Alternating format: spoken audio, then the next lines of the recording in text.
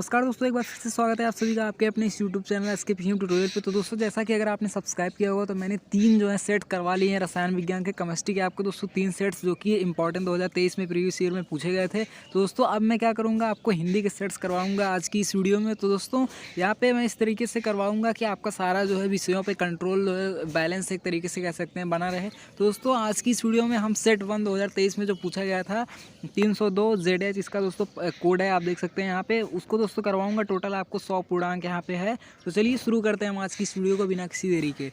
तो दोस्तों जैसा कि हर वीडियो की शुरुआत में मैं आपको बताता हूँ, आपको थोड़े इंस्ट्रक्शन होते हैं। आपको यहाँ पे 3 घंटे 15 मिनट का दोस्तों यहाँ पे टाइम मिलने वाला है। उसके बाद दोस्तों क्या करना है आपको, यहाँ पे आप देख सकते हैं कि प्रारंभ के 15 मिनट परीक्षार्थियों को प्रश्न पत्र पढ़ने के लिए निर्धारित होता है। सभी प्रश्न दोस्तों अनिवार्य है, ये चीज़ आपको नोट करने वो चलना है। दोस्तों निर्देश आपको जरूर पढ़ना चाहिए। यहाँ पे आप देख सकते हैं कि लिखा हुआ है कि इस प्रश्न पत्र में 2 खंड है, दोनों खंडों के सभी प्रश्नों का उत्तर देना अनिवार्य है। और दोस्तों यहाँ पे एक चीज़ बता देना चाहता हूँ कि जितने भी क्वेश्चंस पूछे जाते हैं उनके दोस्तों जितने भी मार्क्स मैक्सिमम हो सकते हैं, 1 नंबर 2 नंबर 3 नंबर 5 नंबर जितने भी हो सकते हैं, वो सभी दोस्तों उनके आगे मेंशन होते हैं। वो सभी चीज़ें बताऊंगा। उसके बाद दोस्तों यहाँ पे एक चीज़ और बताना चाहता हूँ, जितने भी क्वेश्चंस मैं करवाता हूँ अगर उन क्वेश्चंस पे दोस्तों स्टार मार्क्स लगा होता है, वो दोस्तों आपके एनसीईआरटी सिलेबस से हटा दिए गए, यानी कि वो आपके क्वेश्चन पेपर में नहीं आने वाला है। तो चलिए यहाँ से शुरू करते हैं हम दोस्तों हिंदी का क्वेश्चन पेपर। तो चलिए यहाँ से दोस्तों यहाँ पे जो आपका खंड का है, यहाँ पे जैसा कि इसने बताया था पहले ही कि 2 पार्ट में है, आपको सभी को दोस्तों आंसर जो है करने हैं, अनिवार्य है दोस्तों। और यहाँ पे आप निर्देश में पढ़े होंगे तो यहाँ पे प्रश्न संख्या 1 और 2 बहुविकल्पी हैं। तो यहाँ पे 1 में आपका क ख ग घ अंग यहाँ पे 5 है, और दोस्तों यहाँ पे दूसरा जो है उसमें भी दोस्तों 5 प्रश्न हैं, क्योंकि दोस्तों यहाँ पे गद्य वाले पोर्शन से 5 क्वेश्चन उठाते हैं और पद्य वाले से आपका प्रोज एंड पोट्री, आप एक तरीके से समझ लीजिए कि जितना भी दोस्तों आपका पैसेज वाला होता है उससे दोस्तों ये 5 क्वेश्चन उठाते हैं, और जितना भी आपका पोएम वाला होता है उससे दोस्तों 5 क्वेश्चन उठाते हैं। तो चलिए दोस्तों पहले क्वेश्चन से शुरू करते हैं हम आज की इस वीडियो को। यहाँ पे दोस्तों आप देख सकते हैं कि पहला जो है क्वेश्चन लिखा हुआ है कि आचरण की सभ्यता निबंध के लेखक हैं। आचरण की सभ्यता निबंध के लेखक हैं दोस्तों, ऑप्शन है आपके सामने रामचंद्र शुक्ल, महावीर प्रसाद द्विवेदी, सरदार पूर्ण सिंह, संपूर्णानंद। जैसे कि दोस्तों मैंने बताया कि हर क्वेश्चन के आगे नोटेड रहेगा कि आपका वो क्वेश्चन कितने मार्क्स का हो सकता है मैक्सिमम। दोस्तों इस क्वेश्चन का आंसर हो जाता है राइट ऑप्शन सी, सरदार पूर्ण सिंह दोस्तों आचार्य आचरण की सभ्यता के जो है निबंध के लेखक हैं। दोस्तों आपको क्या करना है, एक पेन और एक कॉपी लेना है। जितने भी क्वेश्चन मैं यहाँ पे करवा रहा हूँ सेट डाल लीजिए 2023 में, जितना भी कोड हो उसका आप लिख लीजिए। उसके बाद दोस्तों जितने भी क्वेश्चंस हो रहे हैं यहाँ पे, आप उन सभी को दोस्तों अपने नोटबुक में लिखते हुए चलिएगा। दोस्तों यहाँ पे क्योंकि ये क्वेश्चन प्रीवियस ईयर में आए हुए हैं तो ज़्यादा मैक्सिमम यहाँ पे प्रोबेबिलिटी है कि ये आ सकते हैं आपके 2024 वाले एग्जाम में। तो दोस्तों यहाँ पे अब हम नेक्स्ट क्वेश्चन की बात कर लेते हैं। तो यहाँ पे है कि हिंदी नई चाल में ढली, हिंदी नई चाल में ढली यह कथन किस लेखक का है। ऑप्शन है आपके सामने बालकृष्ण भट्ट, बद्री नारायण चौधरी, इनको दोस्तों प्रेमघन कहा जाता है, या फिर भारतेंदु हरिश्चंद्र, या फिर महादेव प्रसाद द्विवेदी। दोस्तों हिंदी नई चाल में ढली ये दोस्तों भारतेंदु हरिश्चंद्र जी का कथन है, इसलिए ऑप्शन नंबर सी यहाँ पे राइट हो जाएगा। नेक्स्ट क्वेश्चन यहाँ पे दोस्तों दिया हुआ है कि उसने कहा था। दोस्तों यहाँ पे नेक्स्ट क्वेश्चन है उसने कहा था, कहानी के दोस्तों लेखक हैं। ऑप्शन है आपके सामने जयशंकर प्रसाद, चंद्रधर शर्मा गुलेरी, भारतेंदु हरिश्चंद्र, महावीर प्रसाद द्विवेदी। दोस्तों उसने कहा था ये दोस्तों चंद्रधर शर्मा गुलेरी जी का कथन था। तो कहानी का लेखक है, कहानी के लेखक हैं दोस्तों सॉरी, तो चंद्रधर शर्मा इसका दोस्तों राइट आंसर हो जाएगा। चलिए दोस्तों नेक्स्ट क्वेश्चन की बात कर लेते हैं। तो है कि चिंतामणि निबंध संग्रह के लेखक हैं। काफ़ी ज़्यादा इंपॉर्टेंट वीवीआईपी दोस्तों, ये काफ़ी बार पूछा गया है क्वेश्चंस में। तो आपके सामने यहाँ पे दोस्तों ऑप्शंस हैं कि महावीर प्रसाद द्विवेदी, भारतेंदु हरिश्चंद्र, हजारी प्रसाद द्विवेदी, या फिर रामचंद्र शुक्ल। दोस्तों चिंतामणि के जो लेखक हैं वो है दोस्तों आपके Ramchandra Shukla ji, option number D यहाँ से राइट हो जाएगा। तो दोस्तों नेक्स्ट की क्वेश्चन की बात करें, कलम का सिपाही के रचनाकार, काफ़ी ज़्यादा बार पूछा गया दोस्तों। वीवीआईपी जितना भी आप लिख लीजिए वो दोस्तों यहाँ पे हो जाता है। कलम का सिपाही के रचनाकार कौन से हैं दोस्तों, यहाँ पे आपके सामने ऑप्शन हैं कि प्रेमचंद, अमृत राय, यशपाल, या फिर जैन है। तो दोस्तों अमृत राय जी जो हैं वो कलम के सिपाही के दोस्तों रचनाकार है। तो दोस्तों नेक्स्ट यानी कि पद्य के अब हम क्वेश्चंस के बारे में बात कर लेते हैं, जो कि यहाँ पे पास क्वेश्चन दिया हुआ है। यहाँ पे दोस्तों खंड नहीं, दूसरा जो पोर्शन है उसमें है कि प्रिय प्रयास के रचयिता कौन से हैं। प्रिय प्रयास के दोस्तों रचयिता कौन से ऑप्शन हैं आपके सामने, मैथिली शरण गुप्त, सियाराम शरण गुप्त, या फिर अयोध्या सिंह उपाध्याय हरिऔध, या फिर दोस्तों यहाँ पे नेक्स्ट है जयशंकर प्रसाद। तो दोस्तों यहाँ पे जो इसका राइट आंसर हो जाता है option number C, Ayodhya Singh Upadhyay Hariaudh ji. Next question है दोस्तों कि निम्नलिखित में से छायावाद के कवि हैं। छायावाद के कौन से कवि हैं दोस्तों, तो यहाँ पे आपके सामने है परमानंदास, सूरदास, चतुर्बुद्धदास या फिर मुकुटधर पांडे। तो दोस्तों यहाँ पे इसका राइट आंसर हो जाता है ऑप्शन नंबर डी, जो कि यहाँ पे मुकुटधर पांडे जी हैं। तो दोस्तों नेक्स्ट क्वेश्चन की बात कर लेते हैं। तो यहाँ पे नेक्स्ट क्वेश्चन दिया हुआ है नेक्स्ट पेज पे, है कि निम्नलिखित में से कौन सा कवि छायावाद युग का नहीं है। ऑप्शन है आपके सामने पहला है कि सूर्यकांत त्रिपाठी निराला, दूसरा है दोस्तों जयशंकर प्रसाद, तीसरा है दोस्तों महादेवी वर्मा, चौथा है दोस्तों यहाँ पे अज्ञेय। तो दोस्तों यहाँ पे ऑप्शन नंबर डी आपका राइट हो जाता है। अज्ञेय जो है वो छायावाद युग के कवि नहीं है। चलिए दोस्तों नेक्स्ट क्वेश्चन की बात कर लेते हैं। तो है कि रसमरथ किस कोट की रचना है। रसमरथ दोस्तों किस कोट की रचना है। तो आपके सामने यहाँ पे ऑप्शन है महाकाव्य, खंडकाव्य, मुक्तक या फिर गद्य काव्य। दोस्तों जो रसमरथ है वो महाकाव्य यहाँ पे दोस्तों खंड काव्य का जो है कोट की रचना है। तो ऑप्शन नंबर बी यहाँ से राइट हो जाता है। चलिए दोस्तों नेक्स्ट क्वेश्चन की बात कर लेते हैं। तो यहाँ पे है कि बादल को घिरते देखा रचना किसकी है। बादल को घिरते देखा दोस्तों रचना किसकी है। तो ये दोस्तों रचना आपके ऑप्शन हैं कि मुक्तिबोध की, नागार्जुन की, त्रिलोचन की या फिर अज्ञेय की। दोस्तों बादल को घिरते देखा ये दोस्तों नागार्जुन की रचना है। तो ऑप्शन नंबर बी यहाँ से राइट हो जाता है। चलिए दोस्तों नेक्स्ट क्वेश्चन की बात कर लेते हैं। यहाँ पे अब आपके ऑप्शनल जो है खत्म हो चुके हैं। 2023 के सेट ए में आया हुआ है दोस्तों यहाँ पे पद जो है 10 नंबर का दोस्तों आपका 2% ये दोस्तों वैल्यू गेन करता है। आपके 5 नंबर इक्वल टू 1% होता है। तो इस तरीके से दोस्तों गद्य के आप कम से कम 5-6 मॉडल्स अगर सेट कर लेते हैं, आप जो है पुराने साल के लगभग 5-6 देख लेते हैं या फिर अपने बुक से दोस्तों, बस एक चीज़ इतना ध्यान रखिएगा, आपको संदर्भ लिखते समय आपको क्या करना है, पाठ का शीर्षक एवं लेखक का नाम। शीर्षक में दोस्तों संदर्भ पूछा जाता है किस लेखक से लिया गया है और पाठ का नाम। दोस्तों आपको क्या करना है, बस इतना ज़रूर ध्यान होना चाहिए कि जो यहाँ पे जो टोटल पैसेज लिया गया है ये दोस्तों किस पाठ से लिया गया है। तो ये आपको काफ़ी ज़्यादा इंप्रूव करता है आपके नंबर को गेन करने में।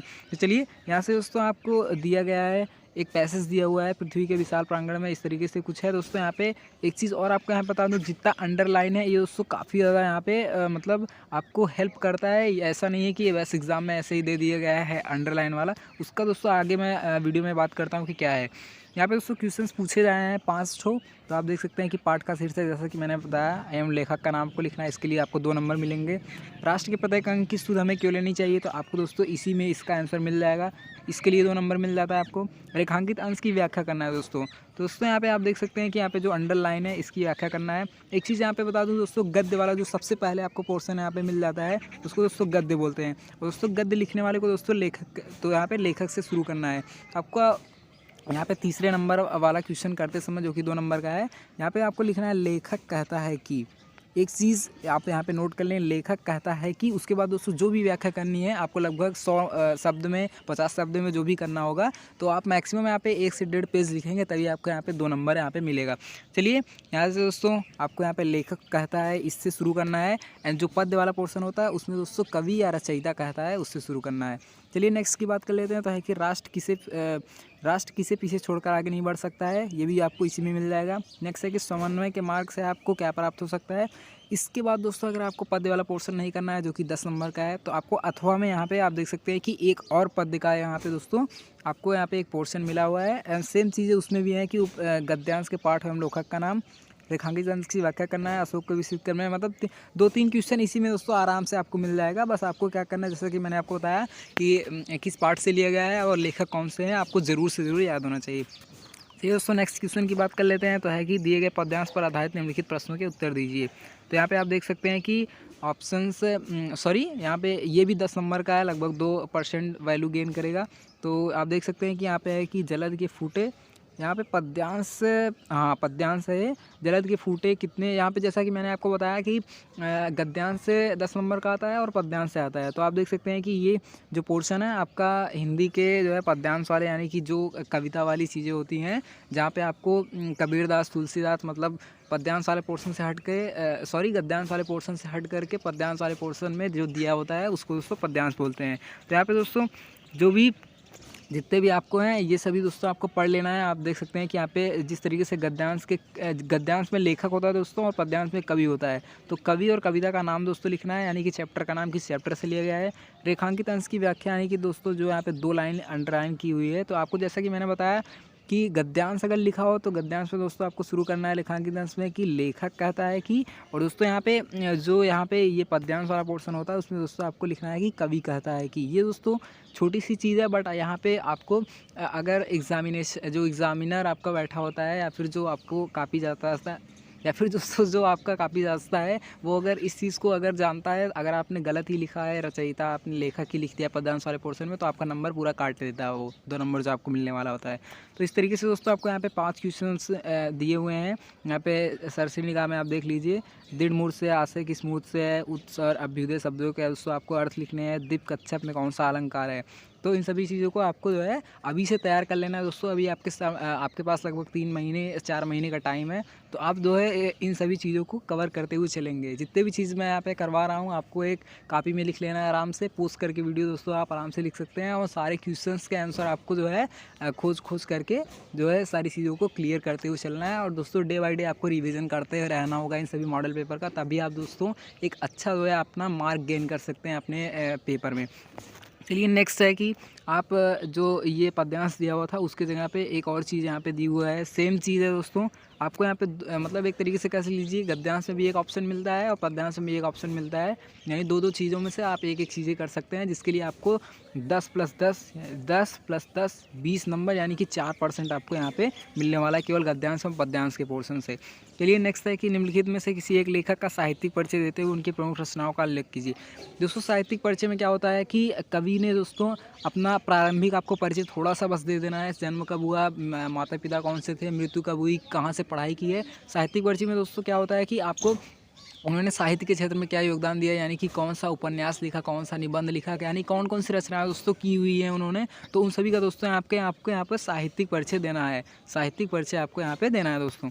चलिए यहाँ पे आप देख सकते हैं कि अधिकतम सीमा लिखा हुआ है कि 80 शब्द आपको देखना है, तो आपको यहाँ पे एक लेखक का केवल लिखना है, वासुदेव शरण अग्रवाल, हजारी प्रसाद द्विवेदी, डॉक्टर APJ अब्दुल कलाम। दोस्तों आपके सिलेबस में जितने भी लोग हैं तो आपको कम से कम 3 या 4 लोगों का याद करके जाना ही है। तो वहाँ पर आपको एक जो है एक लेखक का दोस्तों लिखने पर आपको 5 नंबर मिलता है, 1% का आपको यहाँ पे वैल्यू गेन होती है। नेक्स्ट है कि एक कवि, लेखक के बाद दोस्तों यहाँ पे कवि का साहित्यिक परिचय देना है, 80 शब्द आपको मैक्सिमम मिलने वाले हैं। तो आप देख सकते हैं कि अयोध्या सिंह उपाध्याय, हरिऔध, जयशंकर प्रसाद एंड सच्चिदानंद। यहाँ पे दोस्तों जयशंकर प्रसाद एंड अयोध्या सिंह उपाध्याय पे दोस्तों मैं फुली मेंशन्ड या फिर फोकस्ड आपको कहना चाहता हूँ, क्योंकि दोस्तों काफ़ी सारे मतलब जितने भी मैंने पिछले साल के पेपर उठाए हैं उनमें दोस्तों इन सभी का ज़रूर से ज़रूर आया हुआ है। फिर दोस्तों नेक्स्ट क्वेश्चन की बात कर लेते हैं। तो नेक्स्ट क्वेश्चन आपके सामने, एक सेकेंड, यहाँ पे कवि का साहित्यिक परिचय, उसके बाद दोस्तों यहाँ पे एक सेकेंड दोस्तों यहाँ पे थोड़ा सा छूट गया है मेरे ख्याल से। चलिए रुकिए, हम यहाँ से नेक्स्ट पे करते हैं, फिर आपको यहाँ पे मैं बाद में उनको करवा दूंगा। तो यहाँ पे दोस्तों आपको 11वें का आप देख सकते हैं 11वां वाला जो क्वेश्चन है उसमें है कि निम्नलिखित शब्द युग्मों का सही अर्थ चयन करके लिखिए। दोस्तों यहाँ पे आप देख सकते हैं कि अविराम और अभिराम है, अविराम दोस्तों और अभिराम है। उसके बाद दोस्तों तो आपका यहाँ पे ऑप्शन है कि लगातार और रुचिकर, बिना रोक के और सुंदर, अनवरत और आकर्षक, और दोस्तों सुंदर और आकर्षक। दोस्तों यहाँ पे आपका राइट आंसर मैं बता दूं अविराम और अभिराम का, तो ऑप्शन नंबर यहाँ पे स जो है वो राइट हो जाएगा। अविराम का मतलब अनवरत और अभिराम का दोस्तों आकर्षक होता है। चलिए नेक्स्ट की बात कर लेते हैं दोस्तों। तो यहाँ पे नेक्स्ट क्वेश्चन दिया हुआ है कि विहग विहंग। दोस्तों इसके ऑप्शन है पक्षी और बालक, पक्षी और तोता, पक्षी और आकाश, दोस्तों आकाश और पक्षी। दोस्तों इस क्वेश्चन का दोस्तों राइट आंसर आपका हो जाता है ऑप्शन नंबर द, जो कि है आकाश और पक्षी। विहंग का दोस्तों मतलब होता है आकाश और दोस्तों विहंग का मतलब होता है पक्षी। चलिए नेक्स्ट की बात कर लेते हैं। तो यहाँ पे ऑप्शन है कि क्वेश्चन है कि निम्नलिखित शब्दों में से किसी एक शब्द के 2 अर्थ लिखिए। निम्नलिखित शब्दों में से किसी एक का दोस्तों आपको 2 अर्थ लिखना है। तो दोस्तों आप देख सकते हैं कि यहाँ पे आपके सामने 4 जो हैं शब्द लिखे हुए हैं। तो आप शिखा, पूत, पक्ष और कांड।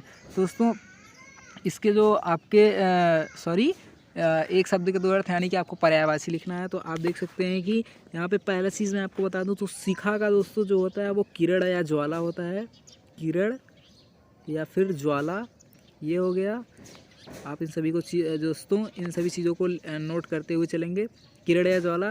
पूत का मतलब होता है दोस्तों पवित्र या पुत्र, तो यहाँ पे पूत का मतलब हो गया पवित्र, पवित्र या फिर दोस्तों पुत्र।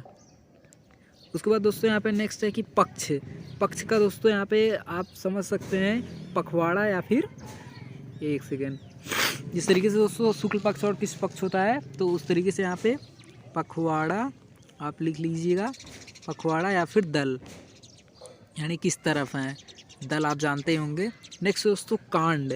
तो कांड का दोस्तों यहाँ पे जो मतलब यहाँ पे 2 अर्थ निकलने वाला है वो होता है दोस्तों भाग या फिर सर्ग। कांड का मतलब दोस्तों यहाँ पे भाग या फिर सर्ग होता है। इस तरीके से दोस्तों रामायण में कई सारे मतलब कांड होते हैं, सुंदर कांड या फिर जो भी हो, लंका कांड, तो उस तरीके से यहाँ पे इसके अर्थ हो गए। नेक्स्ट है कि निम्नलिखित वाक्यांशों के लिए एक सही शब्द का चयन करके लिखिए। यानी कि एक आपको दिया रहेगा, आपको यहाँ पे जिस तरीके से आप देख सकते हैं कि रास्ता दिखाने वाले को दोस्तों क्या बोला जाता है, तो आप देख सकते हैं कि यहाँ पे आपके सामने दोस्तों ऑप्शन है यहाँ पे दूरदर्शी, समदर्शक, मार्गदर्शक या फिर प्रियदर्शी। तो दोस्तों रास्ता दिखाने वाले को मार्गदर्शक कहते हैं। यहाँ पे ग का सा वाला सही हो जाएगा। नेक्स्ट क्वेश्चन है कि जिसका कोई मतलब अंत ना हो, जिसका कोई अंत ना हो दोस्तों, तो ऑप्शन है आपके सामने असीम, अनंत, परम या फिर विस्तृत। दोस्तों जिसका कोई अंत नहीं होता है उसको अनंत बोलते हैं। ये दोस्तों नेक्स्ट क्वेश्चन की बात कर लें तो है कि निम्नलिखित में से किसी दो वाक्य को शुद्ध करके आपको दोस्तों लिखना है। दोस्तों यहाँ पे पहला है कि श्याम और मोहन बात कर रहा है। फिर उसके बाद दोस्तों है कि प्रधानाचार्य जी ने हस्ताक्षर कर दिया। फिर उसे मैं गृह कार्य कर लिया हूँ। उसके बाद यहाँ पे है कि चंद्रमा आकाश में निकलता था। तो चलिए दोस्तों पहले हम यहाँ पे पहले वाली चीज़ को देखते हैं कि श्याम और मोहन बात कर रहा है। दोस्तों यहाँ पे देखेंगे कि श्याम और मोहन, यहाँ पे दोस्तों बहुवचन हो गया है। तो यहाँ पे आप देख सकते हैं कि रहा है, मतलब यहाँ पे एक वचन का यहाँ पे लगाया हुआ है। तो यहाँ पे दोस्तों इसका जो राइट हो जाएगा वो है कि श्याम और मोहन बात कर रहे हैं दोस्तों। आप रहे यहाँ पे रहा की जगह रहे लगाएंगे तो ये सही हो जाता है। नेक्स्ट दोस्तों प्रधानाचार्य जी ने हस्ताक्षर कर दिया, तो दिया की जगह दोस्तों यहाँ पे दिए जो है लिखेंगे, तो ये दोस्तों राइट हो जाएगा। उसके बाद नेक्स्ट है कि मैं गृह कार्य कर लिया हूँ। दोस्तों यहाँ पे मैं की जगह मैंने हो जाएगा, तब ये दोस्तों सही हो जाएगा आपका, मैंने गृह कार्य कर लिया है। उसके बाद दोस्तों यहाँ पे लिया है, यहाँ पे है भी रहेगा। नेक्स्ट है कि चंद्रमा आकाश में निकलता था। तो दोस्तों ये गलत चीज़ है, अभी भी निकलता है, तो इसलिए था की जगह यहाँ पे है हो जाएगा। चलिए नेक्स्ट क्वेश्चन की बात कर लेते हैं। तो है कि श्रृंगार रस अथवा वात्सल्य रस का अस्थायी भाव के साथ उदाहरण आपका परिभाषा, ये सभी चीज़ें आपको बुक में मिल जाएंगी, तो आप उस तरीके से यहाँ से कर सकते हैं। उसके बाद यमक अलंकार अथवा रूपक अलंकार का लक्षण और उदाहरण लिखना है, 2-2 नंबर इसके लिए मिल जाएंगे। नेक्स्ट है कि चौपाई अथवा सोठा छंद का मात्रा सहित लक्षण तथा उदाहरण लिखिए, इसके लिए दोस्तों आपको 2 नंबर मिल जाता है। चलिए नेक्स्ट क्वेश्चन की बात कर लेते हैं। तो है यहाँ पे कि आपको दोस्तों ये सभी लास्ट वाले काफ़ी इंपॉर्टेंट क्वेश्चन है। तो आप देख सकते हैं कि यहाँ पे लिखा हुआ है कि शिक्षा ऋण प्राप्त करने के लिए बैंक प्रबंधक को आवेदन पत्र लिखना है आपको, इसके लिए 6 नंबर आपको दोस्तों अलॉट होता है। नेक्स्ट दोस्तों यहाँ पे है कि आपको इसकी जगह पे अथवा करके आप नगर में अतिक्रमण की समस्या हेतु निवारण हेतु महापौर को पत्र लिखिए। या फिर दोस्तों यहाँ पे 14 नंबर वाला क्वेश्चन है, वो है कि निम्नलिखित विषयों में से किसी एक पर आपको भाषा शैली में निबंध है। यहाँ पे दोस्तों पर्यावरण पे काफ़ी बार मतलब जितने भी क्वेश्चन ये पिछली बार पूछते हैं, जितने भी पेपर आए हुए हैं पर्यावरण वाला जरूर आता है, तो इसको दोस्तों आपको ज़रूर लिखने है। 9 नंबर का दोस्तों यहाँ पे मिलता है। मैक्सिमम आपको लगभग 2 से 2.5 पेज लिखना होगा, इस पे दोस्तों आपको 9 नंबर मिलेगा। यहाँ पे आप देख सकते हैं कि विद्यालय में स्वास्थ्य शिक्षा, मेरा प्रिय कवि। नेक्स्ट है कि भारतीय कृषकों की समस्या एवं समाधान। नेक्स्ट है विद्यार्थी जीवन में अनुशासन का महत्व। दोस्तों इस तरीके से आप जो है हल कर सकते हैं। चलिए जो छूटा था उसको हम करवा लेते हैं, फिर इस वीडियो को दोस्तों एंड करते हैं।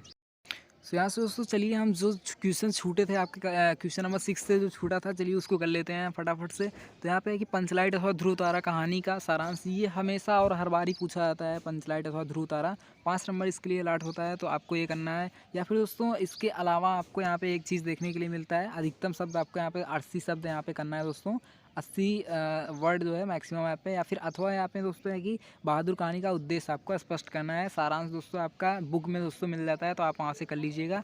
नेक्स्ट है कि स्वपठित खंड काव्य के आधार पर किसी एक खंड काव्य के प्रश्न का उत्तर लिखिए। अधिकतम जो है आपका शब्द जो है 80 सीमा है, तो आपका दोस्तों यहाँ पे जो आपके जनपद के हिसाब से आपका उसमें लिखा होगा कि जौनपुर, मतलब मैं जौनपुर से हूँ तो जौनपुर का ही है, या फिर और भी जो आपके मतलब ज़िले में अलॉट होता है आप उसी का जो है यहाँ पे लिखेंगे। तो मुक्ति यज्ञ दोस्तों यहाँ पे जौनपुर का है, तो यहाँ पे जिन जिन लोगों का होगा तो यहाँ पे उन्हीं का करना है। मुक्ति यज्ञ खंडा में प्रमुख खंडाओं का उल्लेख करना है, आपको 7-8 हेडिंग डाल करके दोस्तों कर लेना है। उसके बाद दोस्तों आपको यहाँ फिर क्या करना है, मुक्ति यज्ञ खंडा की कथा वस्तु को लिखना है। चलिए यहाँ पे जो भी आपका होगा आप कर लीजिएगा, इससे दोस्तों आपको 5 नंबर मिलने वाला है। चलिए यहाँ पे दोस्तों अब हम कर लेते हैं। तो आपको यहाँ पे श्रवण कुमार तक मिलता है, तो श्रवण कुमार तक दोस्तों आपको करने पे यहाँ पे 5 नंबर मिलता है। चलिए यहाँ पे जिस तरीके से मेंशन किया गया था कि खंड क और खंड ख में रहेगा, तो उस तरीके से आपको यहाँ पे आप खंड ख आ चुका है जो कि संस्कृत वाला पोर्शन है। तो आप देख सकते हैं कि लिखा हुआ है कि दिए गए संस्कृत गद्यांशों में से किसी एक का संदर्भ हिंदी में अनुवाद करना है। जिस तरीके से मैंने आपको बताया है कि आपको जो भी पोर्शन आपका रहेगा आपको पाठ ज़रूर याद होना चाहिए, क्योंकि संदर्भ में दोस्तों पाठ का नाम और लेखक का नाम, कवि का नाम जो भी होता है। बाकी यहाँ पे संस्कृत वाला जो होता है इसमें दोस्तों आपको केवल पाठ का नाम और संस्कृत पोर्शन लिखना है, क्योंकि दोस्तों इसमें लेखक कोई होता नहीं है। तो इस तरीके से आपको यहाँ पे कर लेना है। इसके लिए दोस्तों आपको 7 नंबर यहाँ पे टोटल मिलने वाला होता है। चलिए यहाँ से दोस्तों कर लेते हैं कि क्या कह रहा है कि संस्कृत ग्रंथ में किसी का संदर्भ संदर्भ का दोस्तों लिखने का आपको 2 नंबर मिलता है और अनुवाद करने का आपको यहाँ पे 5 नंबर मिलता है। चलिए यहाँ से दोस्तों नेक्स्ट क्वेश्चन की बात कर लें तो है कि वही चीज़ें हैं, सेम चीज़ आपको पहला वाला लिखिए या फिर आप दूसरे वाले का ऐसा संदर्भ सहित यहाँ पे दोस्तों अनुवाद करिए। नेक्स्ट है यहाँ पे गद्यांश के बाद दोस्तों फिर आपको पद्यांश वाला पोर्शन मिलता है। इसका क्या करना है दोस्तों, आप देख सकते हैं कि संदर्भ और हिंदी में अनुवाद करना है। तो यहाँ पे एक चीज़ है परोक्षे कार्यहंत प्रत्यक्ष प्रिवादिनम, यहाँ पे ये चीज़ है। एक बार और है यहाँ पे अथवा करके, आप चाहे इसको करिए चाहे इसको करिए, तो आपको यहाँ पे 2 नंबर संदर्भ के और 5 नंबर यहाँ पे अनुवाद करने का मिलता है। चलिए नेक्स्ट बात कर लेते हैं तो है कि निम्नलिखित मुहावरों में से किसी एक का अर्थ लिख कर वाक्य में दोस्तों प्रयोग करना है। तो आपके सामने दोस्तों यहाँ पे ऑप्शंस दिए हुए हैं, ऑप्शंस नहीं आपके सामने यहाँ पे दोस्तों क्वेश्चंस दिए हुए हैं कि पहला यहाँ पे दोस्तों क्वेश्चन दिया हुआ है। पहला क्वेश्चन है कि सॉरी 9वां जो है जले पर नमक छिड़कना। एक का केवल दोस्तों यहाँ पे लिखना है आँख का तारा होना, अपना उल्लू सीधा करना, हवा से बातें करना। तो ये सभी आपके जो है जो बुक में पोर्शन है ग्रामर वाला उसमें दोस्तों मिल जाता है। जले पर नमक छिड़कना का दोस्तों यहाँ पे एक का अर्थ मतलब और ज़्यादा मतलब क्रोध को बढ़ाना। तो जैसा कि आप यहाँ पे लिख सकते हैं कि अभी उसकी नौकरी गई और एक नौकरी और उसके घर में दोस्तों पैसे की कमी हो गई। दोस्तों यहाँ पे आप इस तरीके से लिख सकते हैं कि पैसे की कमी होते ही उसकी नौकरी चली गई, जैसा लगता है कि जले पर नमक छिड़क गया। तो इस तरीके से यहाँ पे आप ऐसे ऐसे बना करके लिख सकते हैं, जिसके लिए आपको 2 नंबर यहाँ पे मिल जाता है, एक अर्थ लिखने का, दूसरा यहाँ पे जो आप प्रयोग करते हैं। तो चलिए इस तरीके से आप आँख का तारा होना, आँख का तारा मतलब बहुत ज़्यादा प्रिय वस्तु होना। तो जैसे हर मतलब बच्चा अपने माँ बाप का तारा होता है, तो इस तरीके से आप कर सकते हैं। आपको क्या करना है, आपको सबसे पहले दोस्तों जैसे कि 9वां आपको करना है, 9वें का पहला आपको करना है का वाला। तो आप लिखिएगा प्रश्नोत्तर नंबर 9 का। उसके बाद दोस्तों यहाँ पे लिखना है ऐसे जले पर नमक छिड़कना, जले पर नमक छिड़कना। उसके बाद दोस्तों आपको अर्थ लिखना है, अर्थ लिख के दोस्तों आपको डैश दे करके जले पर नमक छिड़कना मतलब और ज़्यादा मतलब दुविधा में पड़ना। तो उसके बाद और ज़्यादा दुविधा में पड़ना लिखने के बाद दोस्तों आपको प्रयोग लिखना है। तो इस तरीके से फिर आपको प्रयोग जो भी करना होगा आप वहाँ पे कर लीजिएगा। नेक्स्ट है कि निम्नलिखित शब्दों के संधि विच्छेद के सही विकल्प का आप चयन कीजिए। तो यहाँ पे दोस्तों निसंदेह है, तो यहाँ पे दोस्तों निसंदेह का दोस्तों यहाँ पे जो राइट आंसर हो जाता है आपके सामने यहाँ पे ऑप्शंस दिए हुए हैं दोस्तों। तो ऑप्शंस यहाँ पे है कि पहला यहाँ पे है कि निसंदेह का सही संधि विच्छेद है। ऑप्शन है नि धन संदेह, निस्दस संदेह, निस्दस देह, निसंदेह धन है। तो यहाँ पे दोस्तों 10वीं कक्षा का जो है वो सही ऑप्शन है पहला निधन संदेह, दोस्तों निसंदेह हो जाता है।